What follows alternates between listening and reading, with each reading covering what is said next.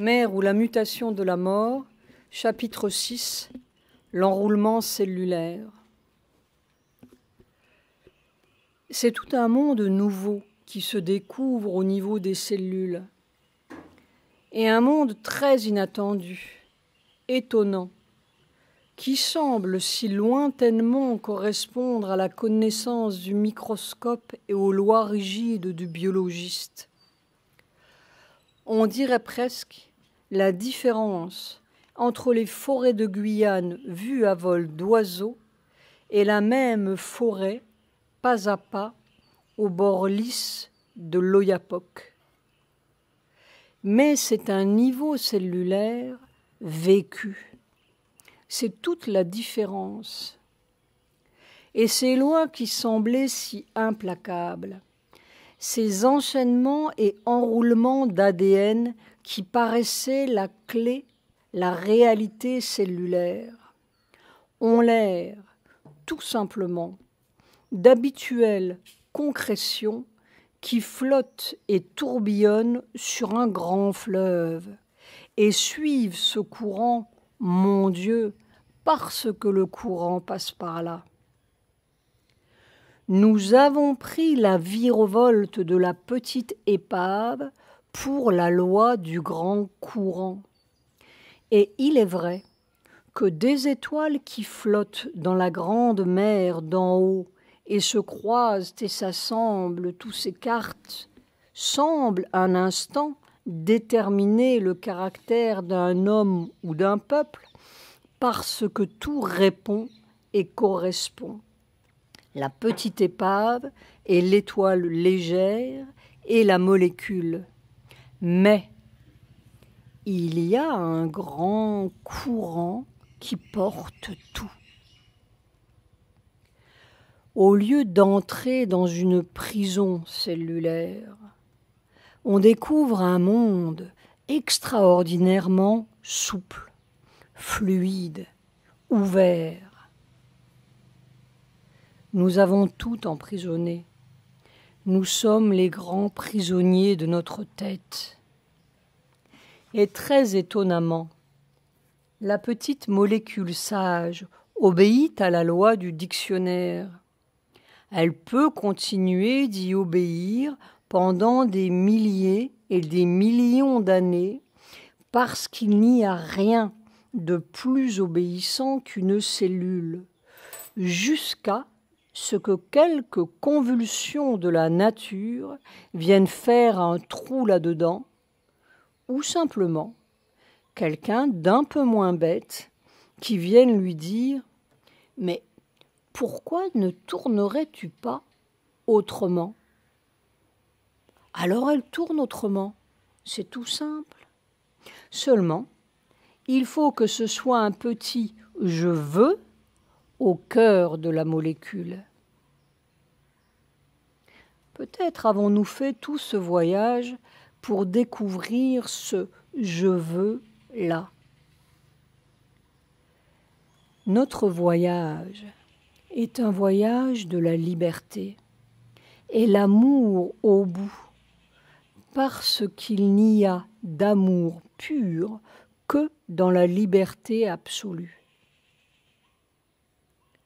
Au fond, nous ne sommes prisonniers de nos lois qu'autant que nous avons besoin d'être prisonniers. Ce sont les petits remparts évolutifs pour les bébés de la Terre. Et toute l'évolution tend à créer de nouveaux besoins qui viennent tout naturellement briser la vieille loi. Tant qu'il n'y a pas de besoin, c'est sans espoir. Ça tourne et ça tourne. Peut-être sommes-nous au moment du grand besoin. Mais prendre les lois pour des lois, c'est l'éternelle folie humaine.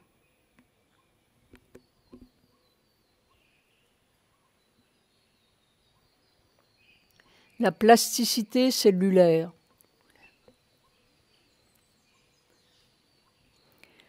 Nous nous attendions donc à voir Mère se battre avec des impératifs cellulaires et millénaires, une sorte d'impossibilité physiologique, sympathique, parce que, après tout, même les Don Quichotte cellulaires ont leur vertu dans un monde ratatiné de l'égalité du haut en bas, mais pas du tout. Le problème ou la difficulté n'est pas du tout là où nous l'imaginons. Ce qui nous paraît implacable est un jeu d'enfant. C'est ce qui ne nous paraît pas implacable qui est terrible. Ce qui prend le plus de temps, c'est de devenir conscient de ce qu'il faut changer, disait-elle, d'avoir un contact conscient qui permet que ça change. Un contact. Pas à pas, Mère est allée de découverte en découverte. On pourrait presque dire qu'il n'y a rien à découvrir, mais à enlever tous les murs qui empêchent de voir ce qui est là. Des illusions et des illusions à désillusionner avant d'arriver au réel. Mère, c'est la grande démolisseuse d'illusions. Avec elle, on respirait dans un monde enfin possible, là où tout est pas possible, pas possible, pas possible. Et comment peut-on vivre là-dedans sans suffoquer? On se le demande. Mais ça vient, la joyeuse suffocation finale qui cassera tous ces petits moulins avant l'ego. Il faut simplement qu'on arrive à la bonne dose. Or, Mère découvrait, sitôt franchi le mur d'impossibilité du mental physique, un monde si complètement souple que c'en était ahurissant. Affolant aussi. C'est l'autre côté de la difficulté, celle à laquelle on ne s'attend pas. À croire que cette matière si rigide, c'est seulement la matière de notre frayeur. Mère nous le disait bien depuis des années, mais nous n'arrivions pas tout à fait à la saisir parce que nous sommes singulièrement dotés d'un mental physique, comme tous nos frères humains, jusqu'au jour où une petite expérience a éclairci tout le problème, entre guillemets. Il s'agissait d'un commencement de tumeur dans le cou. Et Mère expliquait. Probablement un cheveu qui s'est enroulé et l'organisme l'a enveloppé d'une couche de peau et par habitude il a continué à fabriquer de la peau autour, une couche puis une autre couche. C'est une bonne volonté imbécile. Et toute l'histoire cellulaire était là en 3 mots. Une bonne volonté imbécile. Et c'est comme cela pour presque toutes les maladies. Le truc, il y a un truc, c'est de dire aux cellules que ce n'est pas du tout ce qu'on attend d'elles, pas du tout de se mettre ensemble en paquet là que l'on attend d'elles, que ce n'est pas leur devoir de faire cela, les convaincre. C'est assez curieux. C'est l'origine des habitudes. N'est-ce pas? Elles ont l'impression que c'est cela qu'il faut faire, c'est cela qu'il faut faire, c'est cela. Et Mère tournait son doigt en rond. Chez moi, c'est la même chose, mais je le leur ai dit. Seulement, il faudrait être conscient du mouvement. Tout est là. Nous ne sommes pas conscients du mouvement, pas clairs. Tout est revêtu du vacarme mental. Alors, naturellement, il faut des microscopes et de la chirurgie. Mais c'est simplement un mouvement, un courant.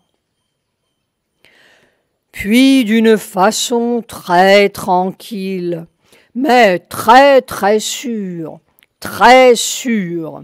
dire, comme on dirait à des enfants, non, ce n'est pas votre devoir de faire cela, ce n'est pas votre devoir. Toutes les maladies chroniques viennent de cela. Il peut y avoir un accident. Quelque chose se produit, c'est un accident.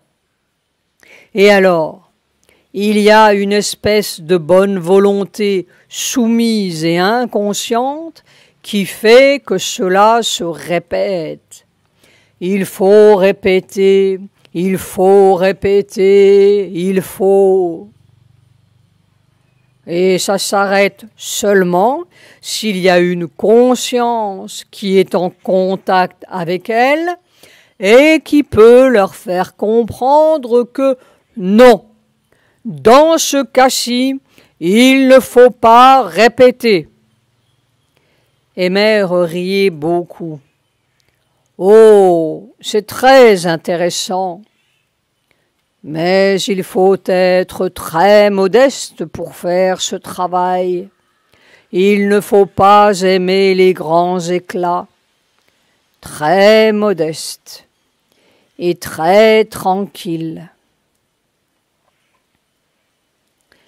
Tout le monde ne saura sans doute pas traverser les couches et entrer en contact avec les cellules pour leur parler.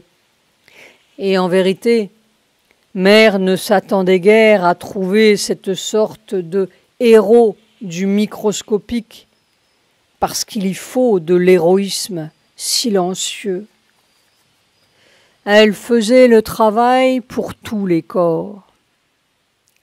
Mais c'est le fait, le phénomène en soi, qui est d'une importance capitale dans sa simplicité. Parce que c'est un fait humain, terrestre.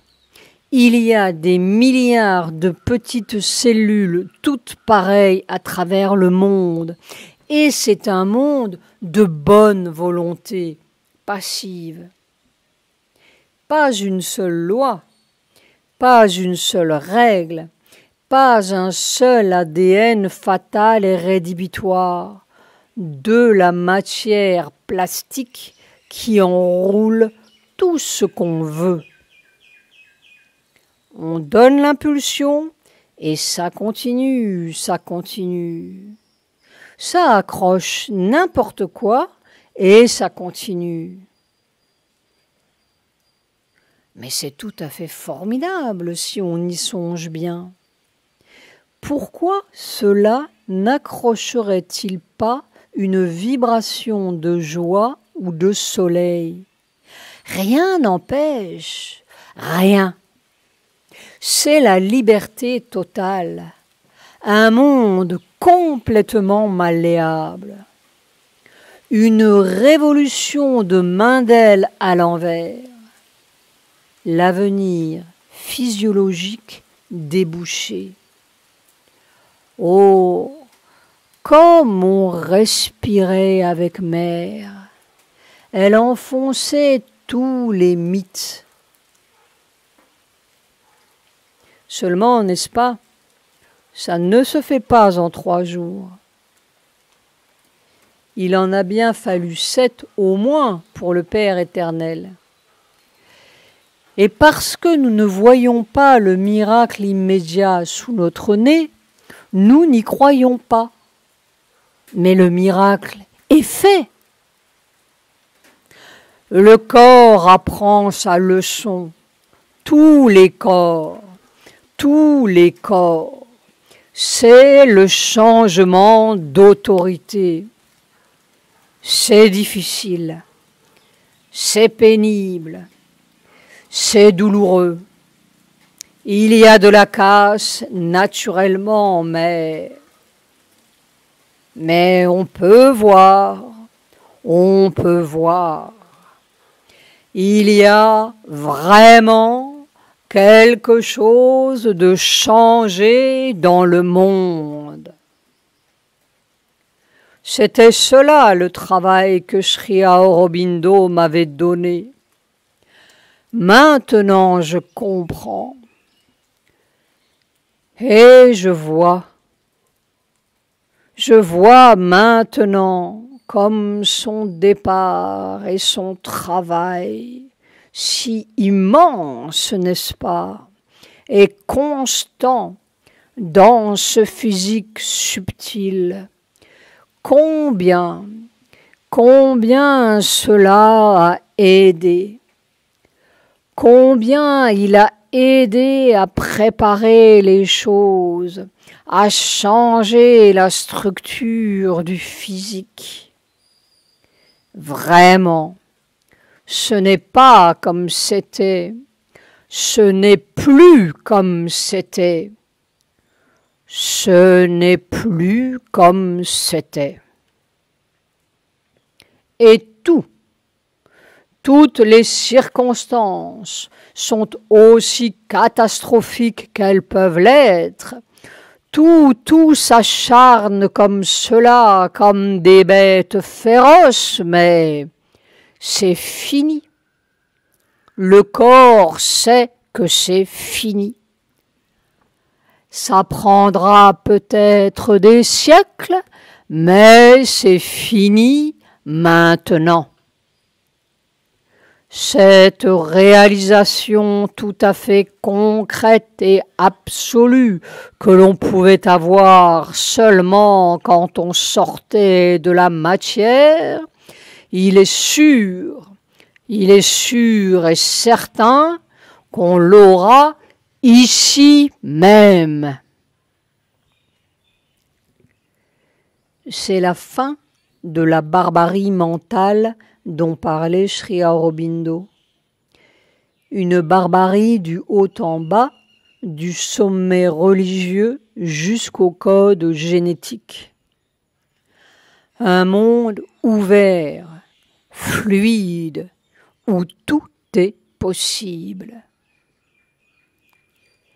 Une autre petite vibration dorée est en train de s'enrouler dans les corps aussi imperturbablement, aussi tranquillement et aussi irrésistiblement que nos vieux cancers, qui étaient seulement le cancer du mental.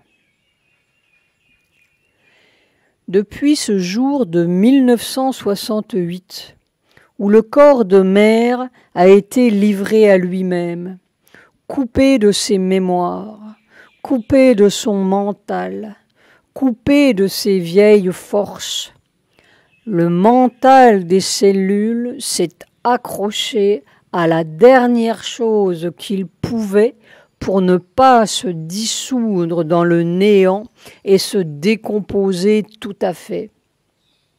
C'était la décomposition, la mort, vraiment. Il faut quelque chose pour agglutiner ces cellules ensemble, une vibration, un faisceau de forces habituelles qui se répètent. Sinon, ça s'écroule, tout s'écroule. Les cellules ont accroché le mantra, la conscience, le seul grand courant qui restait dans cette débandade générale des petites concrétions génétiques. Et elles se sont mises à répéter ça 24 heures sur 24, nuit et jour, sans une seconde de répit, comme une mule, aussi invariablement et imperturbablement qu'elle répétait la vieille ronde de la mort habituelle. Quand tout est parti, il reste ça, la vibration supramentale, la vibration de la matière pure, vraie. Le premier feu qui avait allumé les étoiles. Mais c'est un sacré feu. Une vibration qui a l'intensité d'un feu supérieur, disait Mère. Et avec son humour jamais oublié, Mère ajoutait ceci, qui nous donne à la fois la clé de la vieille matière qui tisse ses petits cancers et la clé de la nouvelle matière qui tisse quelque chose, le secret de l'avenir en préparation. Il y a des cas où c'est extrêmement utile ce pouvoir de répéter. Je pense même que c'est cela qui donne de la stabilité à la forme. Autrement, on changerait de forme ou d'apparence, ou on se liquéfierait. C'est le coagulateur des formes. La matière, c'est seulement une vibration qui se répète. La matière, ce n'est ni une dureté, ni une opacité, ni une épaisseur, rien de ce que nos yeux voient, rien de ce que nos mains touchent, rien de ce que nos réactions fabriquées sentent. Une qualité de vibration qui fait le plus ou moins d'épaisseur, le plus ou moins d'opacité, le plus ou moins de mort. La coagulation, plus ou moins lourde ou légère. La mort, c'est l'éparpillement qui vient de l'absence de la vibration coagulatrice habituelle. On change de vibration et la matière change. La densité change. La mort aussi. C'est le secret de la transformation. C'est le secret du prochain corps. Une nouvelle matière née d'une nouvelle vibration. Ou peut-être d'une éternelle vibration. Le tout est de savoir si le vieux corps peut supporter le changement de vibration sans en mourir, se transformer sans y laisser sa peau. Un inconnu dangereux.